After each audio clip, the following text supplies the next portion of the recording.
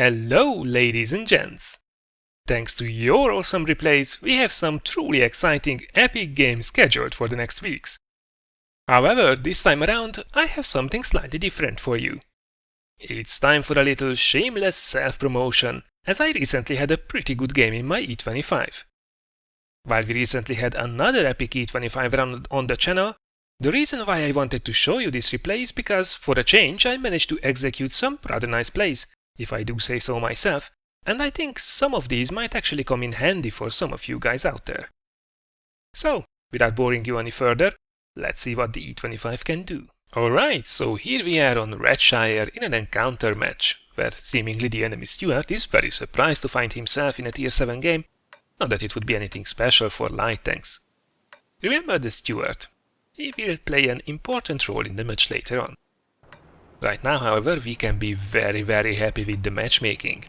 We are actually one of the few tier 7s on both of the teams. Most of them are tier 6, tier 5s and of course the unlucky tier 4 Stuart. And we are in a very capable machine. Of course everybody likes to be top tier, but the E25 is very well known for its low profile, its good mobility, but most of all its blistering rate of fire. So that means we should be able to really inflict some damage on the enemy team if we play a little bit conservatively in the beginning and try to maintain a healthy amount of hit points by the second half of the game. So first things first, standard Redshire encounter match, or basically standard Redshire match. A little bit of sniping from the top in the beginning. Also trying to give some vision if anybody tries to rush past the middle. There is absolutely no reason to push forward. Should be able to inflict some really good damage from here. Whoa, and that T-34-85 has been in an interesting position. So here we are relatively safe. We can maintain our hit points and sneak in a couple of shots here and there. That Comet, I think, really did regret peeking out from behind of that rock already. So far so good. Usual heavy engagement there on the left. So far nothing has been spotted on the apart from that Comet and the T-34-85. But if he insists sitting on top of the ridgeline, we can really easily take him out.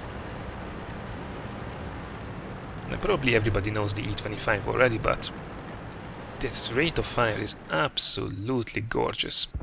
You can take a shot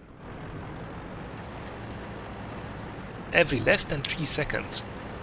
Absolutely amazing. So far it's very quiet. The enemy team, well actually both of the teams are not that strong, based on the statistics, so a lot of camping can be expected. So let's try to get some vision in, while remaining hidden.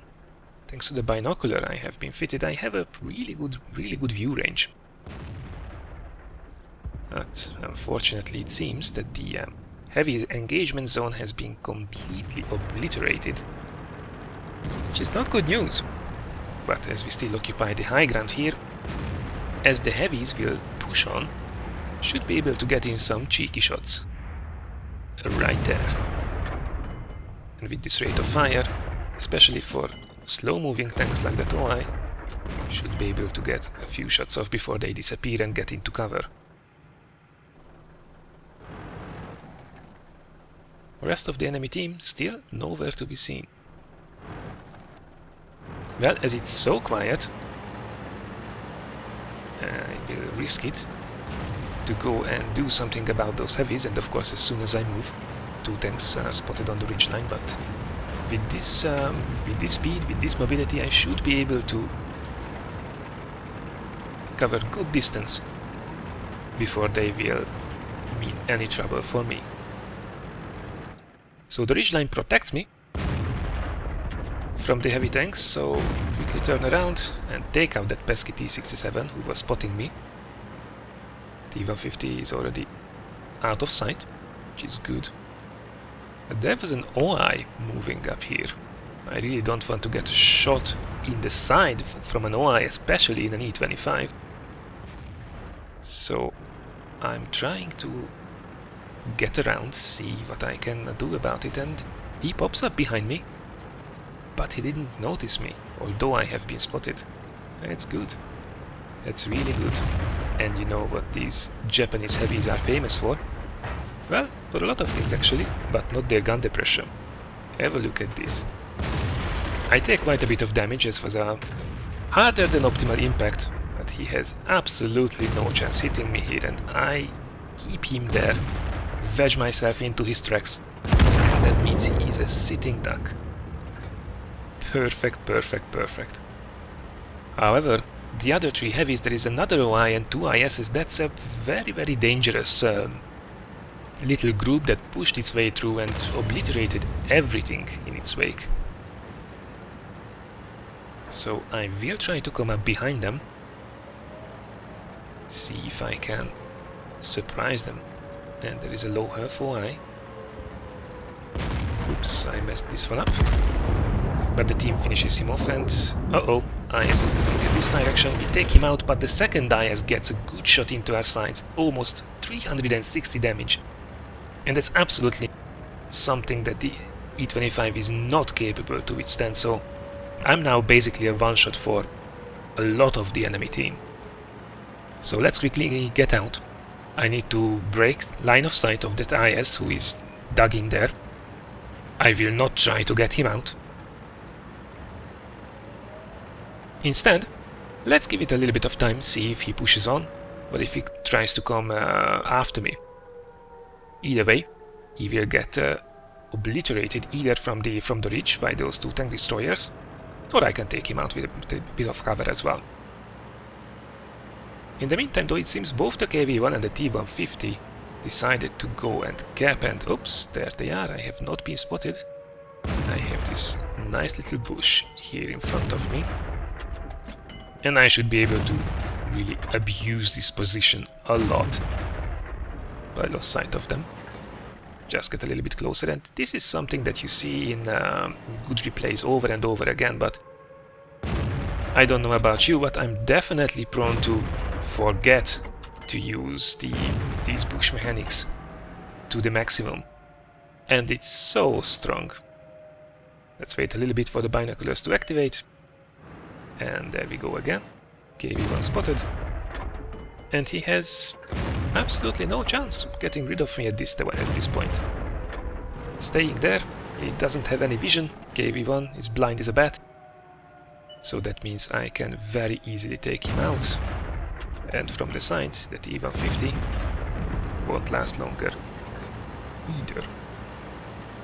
However, bad news. The M12 did take out the Su-85, which is trouble. That guy is already on 4 kills, and oops, there is the IS, so eventually he decided to come up on this ridge. I really don't want to face him off. Not in a fair fight. It's not what the E25 is about. Plus, Stürer de Mille should have good shots on him, and he is already under fire. That's great. So I will try to get out, go back in a strong position upon our good old ridgeline, and try to spot him from there now that he is in the open. There's still 7 minutes left, there is no need to rush, we are already on 7 kills, over 2300 damage. We have to be careful, there are still 2 artilleries in this game, and that Stuart could be around as well, though he hasn't been spotted actually. So binoculars activated, camo net activated. Should be able to spot this guy if he continues to move along the ridgeline. Strike from a different position. And Stürer de Mille does something really nice. He communicates. He's a fairly new player, I would say, judging from the stats, and he's asking for directions. So that's great. Never underestimate the possibility and the strength of team play. So I just tell him to stay there and snipe. He's in a good position, and I roll out to spot the IS, but at this very second, as soon as I roll out, M41 HMC gets spotted as he rolls into the cap and starts capping us. Now, we have still about 6 minutes to go. I decide to go after this artillery, because I don't know where the IS is for the moment. And the Stürer Emil should be able to spot him if he moves into a position. So I have to rely on my speed. I want to make quick work of him, make sure we don't get spotted for too long. There is one shot. There we have 2 shots and go! No, Jesus Christ. HE shell right under us. M12 has claimed its 5th victim. Bloody hell. Well, as you can see from the camera not moving, I was holding my head here for a moment. But, okay, let's just recap what happened. I wanted to make short work of him. I could have easily gone and spotted him from a safer location, playing it safe, playing it tight. But I thought to myself, I should be able to finish the job quickly enough so the M12 will not have the shot, especially if he is in the usual position around K6, K7. He would have a difficult shot anyway over the ridgelines. But as it turns out, the M12 was more located towards K2, K1. At least that's my guess. And he was pre-aimed on the spot, so good job by him. Stürer Emil, however, takes down the IS, so that means the M12 is remaining and that pesky Stuart, who is still completely unspotted. Is he AFK? We just don't know at this moment. So the Stürer Emil moves up to the cap. At this moment, I'm still holding my head, to be honest. Trying to see if I made a mistake, and maybe I did, but I think the decision was justifiable. However, Stürer Emil should still be able to finish the game. So let's encourage him. Let's try to guide him. So he starts the cap, but it's a little bit too late. And the cap counter did confuse me a little bit, because it shows in the beginning that we have enough time left, but soon it will correct itself, and that means that there is in fact not enough time for us to completely cap. However, M12 makes its appearance and Stürer Emil snapshots him, but leaves him on 11 health, and that's very dangerous. I'm tearing my hair out this time and typing frantically to go back, but as soon as I send the chat, Stürer Emil takes out the M12. Justice has been served. However, at this stage, it's now absolutely confirmed that we do not have enough time left. Less than 2.5 minutes left. And we have to go. We absolutely have to go. So quick discussion. What we have to do. We have to go after this Stuart and hope that he is AFK. Yes, on the enemy team, however, says he's not AFK. He instead is hiding on K8, which, you know, is a questionable decision to give out the position, but as it turns out, the Stuart actually was so upset that he was in a tier 7 match that he drove 3 meters to the edge of the map and hit himself, basically going AFK and abandoning his team to its fate.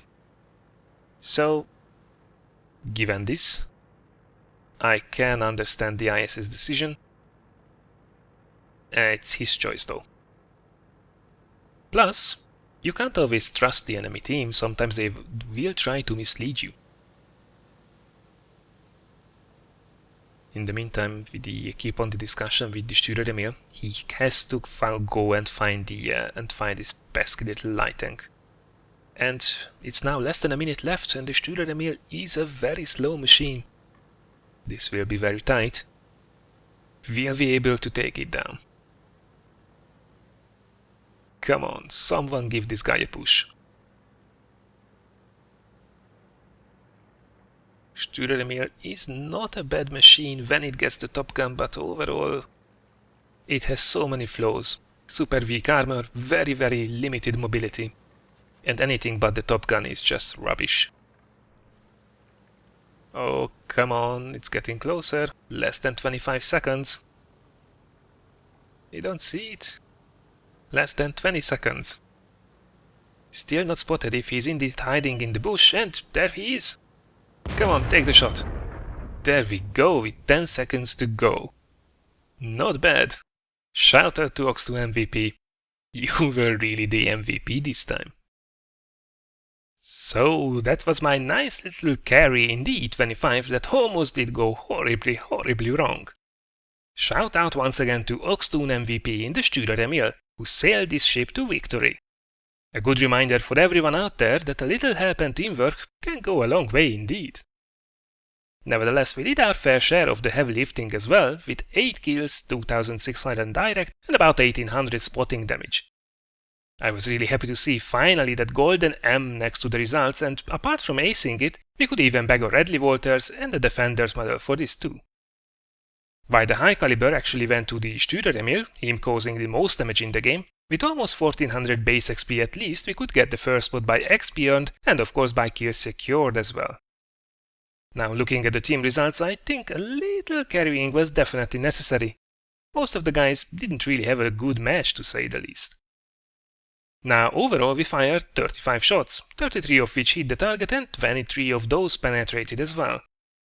While I could have aimed some of those shots a little better, I think overall that's not too bad. We were also in return only hit once in the entire game by that IS.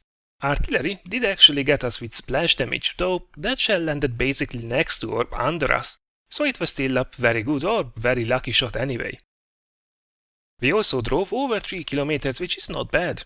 Getting into favorable positions all the time is definitely something I have to work on if I want to see more results like this.